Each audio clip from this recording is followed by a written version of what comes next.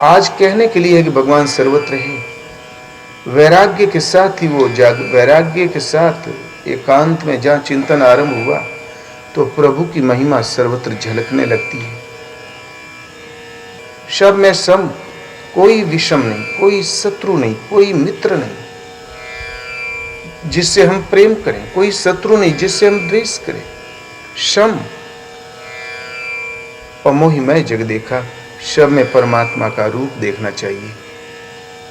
आठवां जथा लाभ संतोष, सपने नहीं देखें पर दोष। आठवीं श्रेणी में पहुंची भक्ति। यथा लाभ संतोष, चिंतन में डूबे भर रहो, प्रभु को तंग मत करोगे। भगवान इतना भजन किया, आपने क्यों नहीं सुनवाई की, कंप्लेन मत करो। वो जानते हैं जो कुछ आपने किया उतना निकलकर सामने आ रहा है। जो लाभ मिले उसमें संतुष्ट। सपने में भी लाभ का अर्थ ये नहीं कि जो हमें प्राप्ति हो, जो हमारी इनकम हो रही है, लाभ एक ही दिशा में है क्योंकि सर्वत्र ईश्वर में देख रहा है। भजन इस श्रेणी पर है तो अगला लाभ होगा प्रभु से मिलने वाली विभूति, ईश्वरीय पथ की योग्यता। वो यथा लाभ संतोष है, जैसा मिले उसी में संतुष्ट रहते हुए केवल कर्म में प्रवृत्त रहो। सपने में भी दूसरे का दोष, ईश्वर के विषय में दोषारोपण नहीं करना चाहिए, सदगुरु में दोषारोपण नहीं करना चाहिए। सपने उन्हें देखें पर दोषा। और नवम सरल सब सन छल ही न, मामा भरोसे ही हर सन दीना। नवमी भक्ति है सब के प्रति एकदम, जो हृदय में हो वो जबान पर हो। हृदय में कुछ और है, जबान में कुछ और है, वो कुटिल है। सब के प्रति छलहीन और मम भरोसा, एक परमात्मा का हृदय से भरोसा। हृदय में न हर्ष हो न दैन्य हो। तो सब भक्ति की सर्वोपरि चार्ट है एक परमात्मा के प्रति श्रद्धा का स्थिर होना, भरोसा होना। सुतीक्ष्ण को ये भरोसा था, सपने वान भरोसन देवक, मन क्रम वचन राम पद सेवक। ईश्वर एक है तो दो चार का भरोसा क्यों। बस भजन यहां से आरंभ हो जाता है। भजन एक परमात्मा का ही करना है, लेकिन इस ईश्वर पथ में नाम रूप और राम कथा और अनुभव, चार श्रेणी है भजन की। पहला आता है नाम। ईश्वर के नाम अनंत है और कोई नाम नहीं, ईश्वर का कोई नाम ही नहीं। वो अनाम है, अरूप है, अमूर्त है, अजन्मा है, अव्यक्त है। वो व्यक्त ही नहीं होता। जब कोई वस्तु दिखाई पड़ेगी तो हम कोई नामकरण कर ही लेंगे। जब अव्यक्त है, अमूर्त है, अगोचर है, इंद्रियों और इंद्रियों के द्वारा पकड़ में आने वाला नहीं, अचिंत्य है, चित्त और चित्त की लहरों से परे है, तो भला नाम कैसा। जितने भी परमात्मा के नाम है उस प्रभु की विभूतियों का चित्रण है। जैसे विभु उस संपूर्ण वैभव से युक्त है, इसलिए विभु नाम पड़ा। प्रभु उस सब का भरण पोषण करने वाला है। ईश्वर, स्वर कहते हैं श्वास को। ईश्वर के निरोध काल में ही इसकी आड़ में जो छिपी सत्ता है उसका दर्शन हुआ, इसलिए उसका एक नाम ईश्वर है। भगवान गाड़ीवान, दौड़ीवान, दौड़ी का संचालक, गाड़ी का संचालक। ऐसे ही भग कहते हैं त्रिगुणमयी प्रकृति को, जिसमें अविद्या और विद्या, ऐश्वर्य और प्रकृति सब आ जाता है। जो इसका नियमन करने वाला है, संचालक है, इसलिए उनका एक नाम भगवान है। ओम, ओम माने वह अविनाशी परमात्मा। अहम माने आप स्वयं, जो आपके हृदय देश में जिसका वास है। कितने भी नाम हजारों हो सकते हैं, सब उनकी विविध विभूतियों का चित्रण है, उसका कोई नाम नहीं। आत्मा, अंतःकरण के अंतराल में जिसका वास है, इसलिए आत्मा। और यहां रहते हुए भी सबसे पर है, इसलिए परमात्मा। ये उनकी योग्यता है, विविध विभूतियों का विविध दृष्टिकोण से उनको संबोधित किया गया है, उस सत्ता को, लेकिन उस स्वयं का कोई नाम नहीं। किंतु ईश्वर पथ में सबसे बड़ा उपाय है भजन का। पहली सीढ़ी और अंतिम क्षणों तक साथ देता है नाम जप। उस एक अविनाशी परमात्मा का जो द्योतक हो, उसका परिचायक हो, ऐसे किसी एक नाम का जाप ओम अथवा राम का करना चाहिए। वैदिक ऋषियों ने ओम का जाप किया। हम जाप शुरू करते हैं तो बदले में और कालांतर में लोगों ने राम कोई और, ओम कोई और, ऐसी बात नहीं। ये एक दूसरे के पर्यायवाची शब्द ही है। रमनते योगी ने यस्मिन से रामा, जिसमें योगी लोग रमण करते हैं, रात दिन रम जाते हैं, उसमें खो जाते हैं, बाहर झांकने की जिन्हें फुर्सत नहीं, उसका नाम राम है। तो भला वो है क्या? यद्यपि ब्रह्म अखंडे अनंता अनुभव गम्य भजते ही संता। हालांकि वो ब्रह्म अखंड है, खंडित नहीं किया जा सकता, अनंत है, तब वो हमारी पकड़ में कैसे आवे? अनुभव के द्वारा वो संभव है। अनुभव गम्य भजते ही संता, अनुभवों के आश्रित जो भजने वाले हैं वो संत है, और अनुभवों के द्वारा वो सुलभ है, प्राप्त होता है। तो अनुभव ही राम है। भव कहते हैं संसार को, अन कहते हैं अतीत को। संसार से अतीत कर देने वाली विशेष जागृति जिसका नाम अनुभव है, वह है उस आत्मा की आवाज का परिस्फुटित होना। जिस परमात्मा की हमें चाह है वही आवाज देने लगा, उन्हीं के निर्देशन में चलकर पुरुष वहां तक की दूरी तय कर लेता है, उस जिसका नाम अनुभव। आजकल वाला भाषा वाला अनुभव नहीं, ये ईश्वर प्रदत्त है, इसलिए उसे नाम कहते हैं। ओम का अर्थ अभी हमने बताया। तो वैदिक ऋषियों ने ओम का जाप किया। गीता ओम पर बल देती है, लेकिन ये भक्ति, ये नानक, तुलसी इत्यादि के समय से राम पर ज्यादा जोर दिया। बीच में और भी कुछ जपा होगा, लेकिन सबका अर्थ एक ही है, सब उस परमात्मा के परिचायक है, अन्य किसी का संबोधित द्योतक नहीं है, इसलिए ठीक था। मंत्र परम लघु जासु बस विधि हरिहर सुर सर्व। मंत्र बहुत छोटा होता है और उसमें ये क्षमता है, ब्रह्मा विष्णु महेश संपूर्ण देवता परब्रह्म परमात्मा सब बस में हो जाते हैं। तो बहुत छोटा नाम ओम अथवा राम, उसका जाप करना चाहिए। क्यों?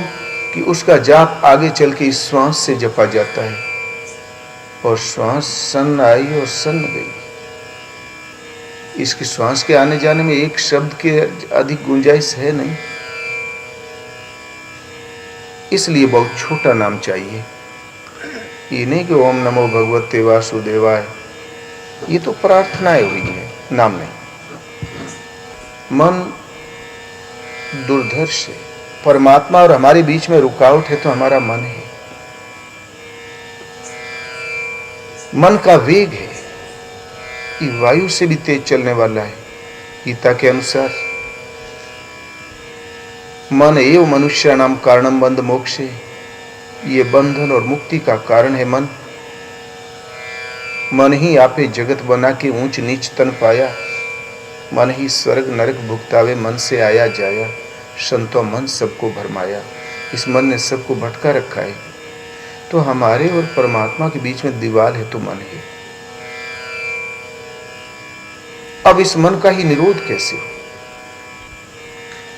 महर्षि पातंजलि ने इस चित्त वृत्ति कहा है इसको। योग भला है क्या? योग से चित्त वृत्ति निरोधा, चित्त की वृत्तियों का निरोध, अचल स्थिर ठहर जाना योग है। जहां वृत्तियां शांत हुई, मन सम स्थिर टिका, तो तदे दृष्टा स्वरूपे अवस्थान, उस वक्त ही आत्मा अपने शाश्वत स्वरूप में, सहज स्वरूप में स्थित हो जाता है। तो रुकावट है मन और इंद्रिय। इनका संयम ही कैसे हो। मन वायु से तेज चलने वाला। पूज्य गुरु महाराज का कहना था कि मदमस्त हाथी के समान है मन। मत वाले शराबी हाथी की तरह झूमता ही रहता है। ये जितना बलवान है उससे बलवान इसको बांधने के लिए स्तंभ चाहिए, उससे बलवान इसके लिए सीकड़ चाहिए, और फिर इसको बांध दिया जाए तो सने सने झूमेगा, कुछ दिन हिलेगा डुलेगा, आस्ते आस्ते शांत होगा, शिथिल होगा और रुक जाएगा। तो बोले ये श्वास ही स्तंभ है, इसमें सूरत की डोरी लगाकर, सूरत की सीकड़ लगाकर इस मन रूपी हाथी को इस श्वास में बांध दो। श्वास ऊपर आई तो ओम, नीचे आई तो ओम। श्वास से जाप करो। ये जाप मन से होगा, मन की सूरत से ही देखा जाएगा इस श्वास को, हाथ से नहीं, जबान से नहीं। तो इस मन को, इस मन रूपी हाथी को श्वास में सूरत की सीकड़ से बांध दो। ये झूमेगा, सन्न संकल्प करेगा, जहां भी जाए, जिस माध्यम से जाए घसीट के इसको लगाओ। जहां भी जाए पुनः घसीट के लगाओ। फिर भी ये झूमेगा, लेकिन दीर्घ काल तक सतत अभ्यास के फलस्वरूप आस्ते आस्ते शिथिल पड़ता है, स्थिर हो जाता है। और स्थिर मन भी जब मिट जाए तब परिणाम निकल आता है जिसका नाम परमात्मा है, मोक्ष। तो मन मिटा माया मिटी, हंसा बेपरवाह, जाका कछुअन चाहिए सोई सहनसा। मन मिटा तब माया मिटी, माया मिटी गई तब हंसा, ये आत्मा निश्चिंत। कुछ न चाहिए सोई सहनसा, जाका कछु न चाहिए। यदि आगे कोई सत्ता है तो चाह अवश्य होगी, आगे प्राप्त होने योग्य कुछ बचा ही नहीं तो चाह किसकी करे। इसलिए सोई सहनसा वो पूर्ण पुरुष है। दुख हरे सुख को दिए, मन का कर दे अंत, कह कबीर कब मिली हैं ऐसे परम स्नेही संत। दुख को हर ले और बदले में सुख प्रदान कर दे। राम विमुख सुख सपने उनाए, उनके सन्मुख कर दे। और मन का कर दे अंत, मन का निरोध न करे बल्कि समाप्त ही कर दे। कबीर कहता है ऐसे परम स्नेही संत भला कब मिले। ये संतों की अंतिम सीमा है। तो मन के लिए सीकड़ चाहिए, तो पहला जाप है नाम जप। तो नाम का उतार चढ़ाव, जो मन को संयत कर देने वाले नाम का उतार चढ़ाव इस श्वास के ऊपर है। पूज्य गुरु महाराज कहें कि जो श्वास का भजन नहीं जानते थे, ऐसे साधुओं को महात्मा लोग अपनी कुटिया में 2 रोटी भी नहीं देते थे। इसलिए एक साला स्वयं पथ वरिष्ठ है और दूसरों को गुमराही तो करेगा घूम घूम के। इसलिए नाम 4 श्रेणियों से जपा जाता है, बेखरी, मध्यमा, पसंती और परा। 2 श्रेणी तो पहले व्यक्त है, तेज है, फिर आहिस्ते है, लेकिन पसंती और परा का उतार चढ़ाव श्वास पर है। खूब भजन करना चाहिए। नाम जप यदि आपने शुरू कर दिया तो भली प्रकार आप एक परमात्मा में दृढ़ संकल्प होकर यदि शुरू कर दिया तो आप क्रिया को न जानते हुए भी क्रिया के पथ पर है। भजन आपकी शुरुआत पर है। दूसरा आता है ध्यान। हमने भगवान को देखा ही नहीं, ध्यान कैसे करें। वो अमूर्त है, अरूप है, अव्यक्त है। अरे हम जब कोई जिसकी मूर्ति नहीं, जिसका कोई रूप नहीं और व्यक्त जैसे ये वस्तु दिखाई दे रही, आप दिखाई दे रहे हैं, ऐसे वो दिखाई ही नहीं दे रहा है, तो हम उनके चरण कमलों का ध्यान कैसे धरें। बोलो। और ईश्वर पथ में नाम और दूसरा नंबर आता है ध्यान का। ध्यान उनके चरण कमलों का, और चरण हमें दिखाई नहीं देता। अब ध्यान धरें तो प्रभु का ध्यान कैसे धरें। परमात्मा की प्राप्ति का उपाय है ध्यान, और ध्यान के लिए चरण चाहिए। ध्यान हमें वैसे ही धरना है जैसे महापुरुषों ने कहा। ध्यान के लिए ध्यान मूलम गुरोर मूर्ति, पूजा मूलम गुरोर पदम, मंत्र मूलम गुरोर वाक्यम, मोक्ष मूलम गुरो कृपा। ये अनर्गल बात नहीं है, गुरु महाराज की कोई तारीफ नहीं है। वास्तव में इसमें मूलतः यही सत्य है। रामचरितमानस में जहाँ ध्यान का प्रश्न आया, तुलसीदास जी ने जब रामायण लिखी तो उन्होंने ये भी बताया कि रामायण को समझने की कुंजी क्या है। उन्होंने यही बताया तो ईश्वर प्राप्ति करने का उपाय क्या है। तो पहले ही 2 श्लोक में बताया, भवानी शंकरो वंदे श्रद्धा विश्वास रूपिणो, याभ्याम बिना न पश्यन्ति सिद्धा स्वान्तः स्थमीश्वरम। मैं भवानी और शंकर की वंदना करता हूँ। वो श्रद्धा और विश्वास के रूप है। हमें श्रद्धा करनी और उन पर विश्वास लाना है। अलग हाँ, उनके बिना सिद्ध जन भी हृदय में स्थित ईश्वर को नहीं जान पाते। तुलसीदास जी का ईश्वर हृदय में वास करता है, बाहर नहीं। अस प्रभु हृदय अछत अभिकारी। साधारण लोगों की कौन कहे। भजन इतना उन्नत हुआ कि सिद्धि के चोटी पर पहुंच गए। ऐसे सिद्ध जन भी हृदय में स्थित ईश्वर को नहीं पहचान पाते। अर्थात ईश्वर प्राप्ति का उपाय शंकर में प्रीति, शंकर और पार्वती।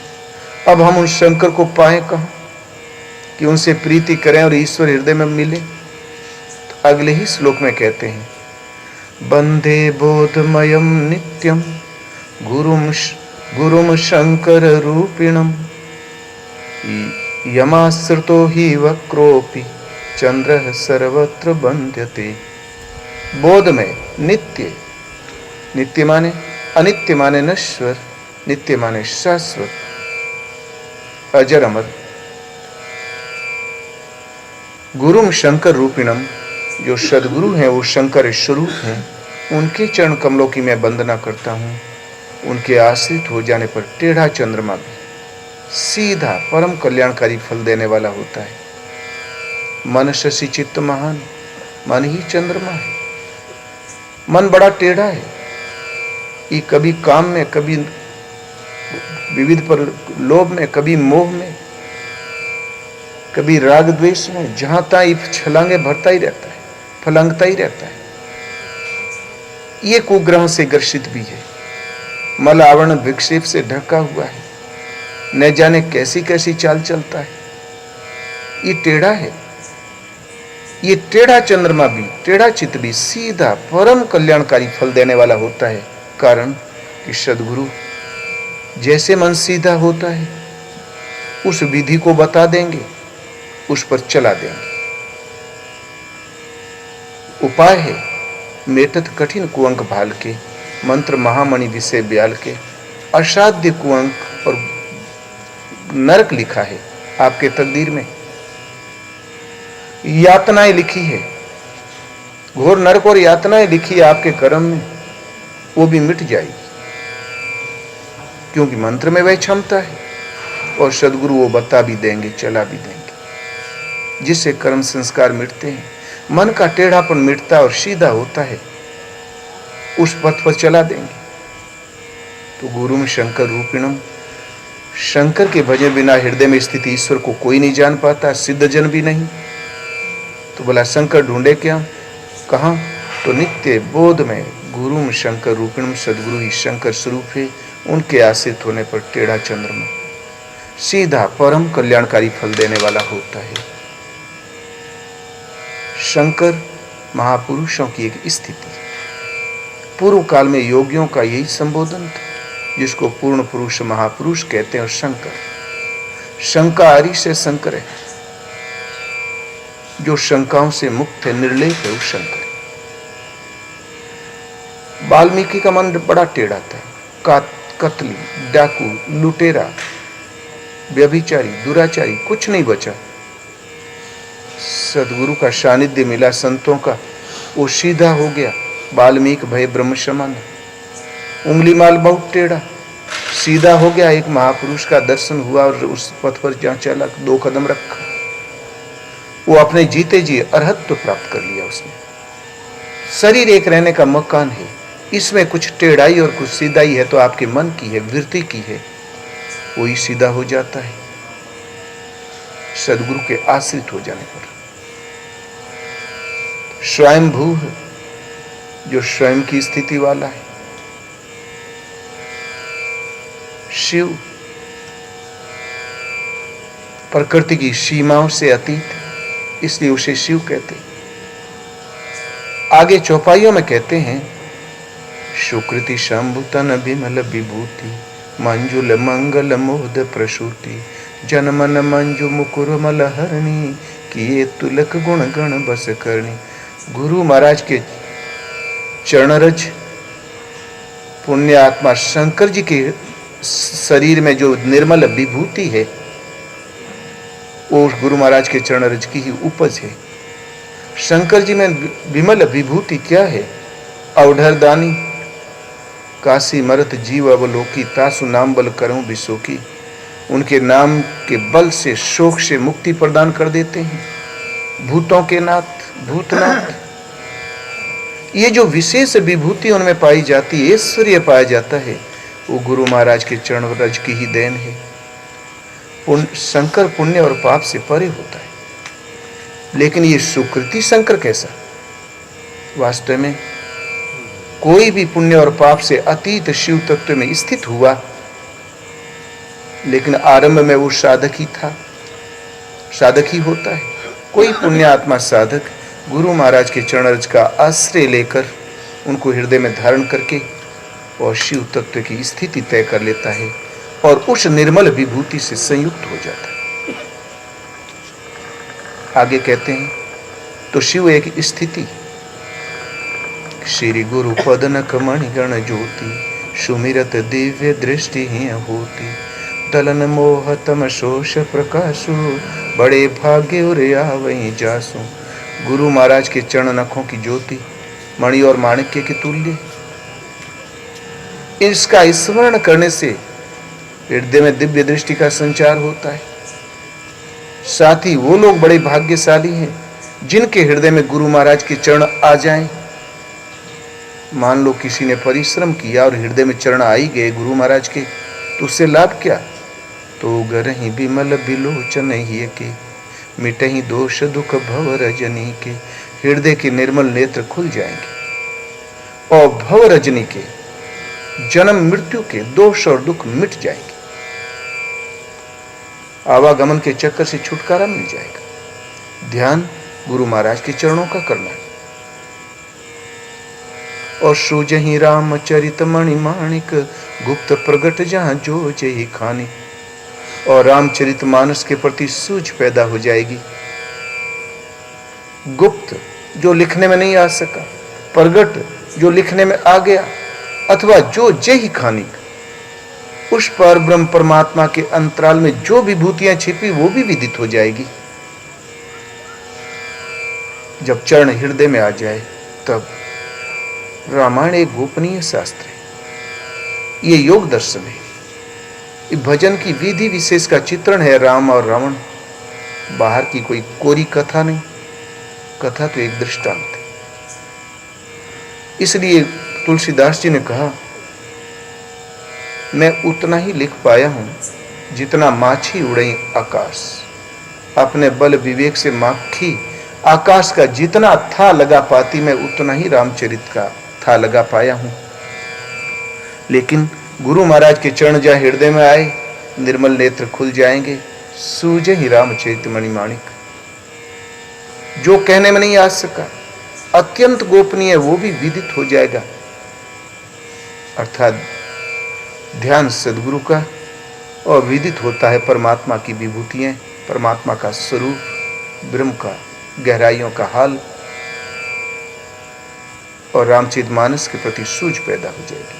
राम शास्त्र कोई बिरला महापुरुष जानता है, क्योंकि उनके हृदय की वस्तु है और उनके निर्देशन में बिरला ही कोई अधिकारी पढ़ता है। और न सब पढ़ते हैं न जानते। शंकर महापुरुषों का संबोधन, इसलिए शंकर पर बहुत जोर दिया है।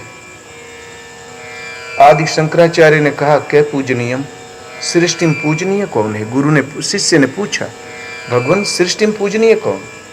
तो शिव तत्व निष्ठा, जो शिव तत्व में स्थित है वह महापुरुष। शंकराचार्य भी स्थित थे शिव केवलोहम। पूछा कौन पूजनीय? कि जो शिव तत्व में निष्ठ हो वह महापुरुष, अर्थात सभी पा सकते। शिव कहते हैं जो प्रकृति की सीमा से अतीत है, जो असीम तत्व है, उसमें जो स्थित है वह। आगे कहते हैं, जेहि पर कृपा न करहि पुरारी, सो न पाव मुनि भक्ति हमारी। सत्रस्तम, ये त्रिगुणमयी प्रकृति है, ये त्रिमंजला है, ये 3 नगर है, सात्विक, राजस और तामस सृष्टि का। इनका अंत करने वाला त्रिपुरारी अर्थात त्रिगुणातीत स्वरूपस्थ, वो महापुरुष कृपा न करे तो मेरी भक्ति कोई नहीं पा सकता।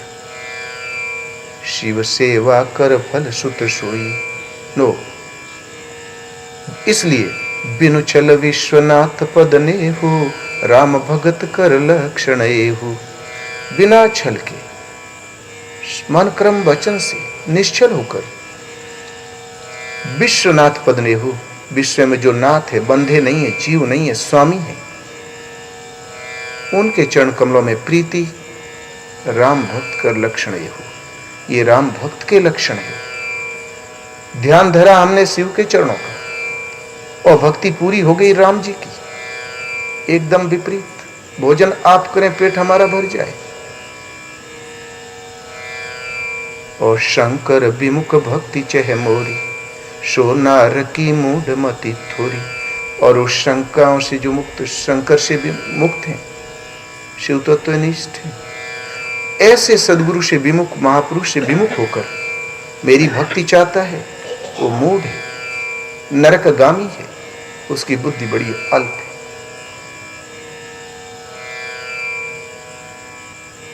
और एक गुप्त मत, सबहि कहूं कर जोरी। शंकर भजन बिना नर, भगति न पावई मोरी। और संपूर्ण सभा खड़ी थी। भगवान परमात्मा ने, राम ने एक बार सभा बुलाई और सारा सभा खड़ी थी। बैठे गुरु मुनि अरुद सज्जन, सुनौ सकल पुरजन मम बानी।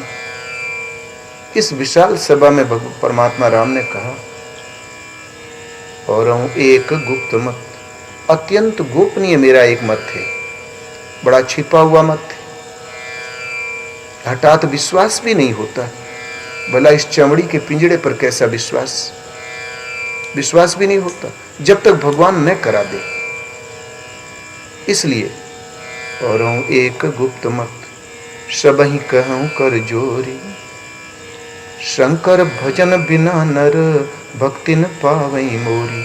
अत्यंत गोपनीय मत है, सबको हाथ जोड़ के कहता हूं। भला पार ब्रह्म परमात्मा को हाथ जोड़ने की क्या जरूरत थी? क्यों? कि ये टेढ़ी खीर है, जल्दी गले उतरता नहीं। दूसरी बात क्यों? कि गुरु को जब हम देखते हैं तो एक शरीर ही तो दिखाई देता है, हठात समझ में भी नहीं आता। जब तक प्रभु करुणा करके न समझा दे तब तक समझ में नहीं आता। इसलिए भगवान कहते हैं नहीं, भले न समझ में आवे, भले देर में समझ में आवे, लेकिन है सत्य यही। इसलिए वो कर जोड़ के कहते हैं, अनुरोध के साथ कह रहे हैं, विनय के साथ कह रहे हैं। क्यों? उनकी कृपा है, करुणा है इन जीवों पर, इसलिए सही कह रहे हैं, सच कह रहे हैं। क्या कहा? शंकर भजन बिना नर, भक्ति न पावे मोरी। शंकर, शंकारी से शंकर है, जो शंकाओं से अतीत है, उपराम है, संस्कृत से मुक्त है। ऐसे महापुरुष के भजन के बिना कोई मेरी भक्ति प्राप्त नहीं कर सकता। यदि परमात्मा को पाना है तो ध्यान सदगुरु के चरणों का ही करना होगा। बहुत से लोग केवल गुरु गुरु करते रहते हैं, भगवान को नहीं चाहते। जैसे यहाँ काशी में कई संस्थाएं हैं ऐसी, गुरु गुरु गुरु हो गया भजन, उसे कोई लाभ नहीं। तो शंकर इस पर परमात्मा राम कहते हैं कि मान लो हम गुरु का ध्यान ही धरे लगे और प्रभु को नहीं चाहते, तब क्या होगा? तो शंकर प्रिय मम द्रोही, शिवद्रोही मम दास, ते नर करही कल्प भरी, घोर नरक महु बास। शंकर का तो प्यारा है, सदगुरु के ऊपर तो निर्भर हो गया, लेकिन मम द्रोही, परमात्मा को नहीं चाहता, उनका सुमिरन नहीं करता उनके चरणों में बैठकर। अथवा परमात्मा का प्रेमी हो गया और शिवद्रोही कि हमारे तो परमात्मा ही मेरा तो गुरु है, हमें गुरु की क्या जरूरत। तेनर करही कल्प भरी घोर नरक में वास। एक कल्प, एक जन्म घोर नरक में वास करेंगे, फिर रास्ते पर आएंगे, कारण कि ईश्वर पथ में बीज का नाश नहीं। यदि एक